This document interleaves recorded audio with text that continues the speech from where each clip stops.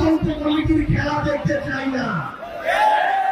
আমরা দেখতে চাই এই অভ্যুত্থান পরবর্তী বাংলাদেশে এই তদন্ত কমিটিগুলো প্রত্যেকটা ঘটনার পিছনে কোন ব্যক্তিগুলো দায়ী, কোন সিস্টেম দায়ী, কোন প্রতিষ্ঠানগুলো দায়ী সেগুলো খুঁজে বের করে তদন্ত সাপেক্ষে তাদেরকে যেন শাস্তির আওতায় নিয়ে আসে।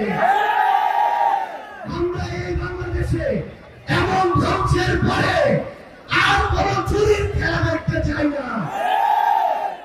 প্রত্যেক আমাদের আহত ভাই বোন যারা আমরা যাদেরকে হারিয়েছি তাদের পরিবারের পাশে এই সরকারকে নিজের সর্বোচ্চটুকু দিয়ে দাঁড়াতে হবে। তাদের ওই নিষ্পাপ সন্তানদেরকে ফিরিয়ে দেওয়ার মতো সামর্থ্য এই পৃথিবীতে আর কারো নেই। কিন্তু এই সরকারকে, এই দেশের বিচার বিভাগকে এই ঘটনা তদন্ত সাপেক্ষে সুষ্ঠু বিচার নিশ্চিত করতে হবে এবং সেই দায়িত্ব এই সরকারকে নিতে হবে।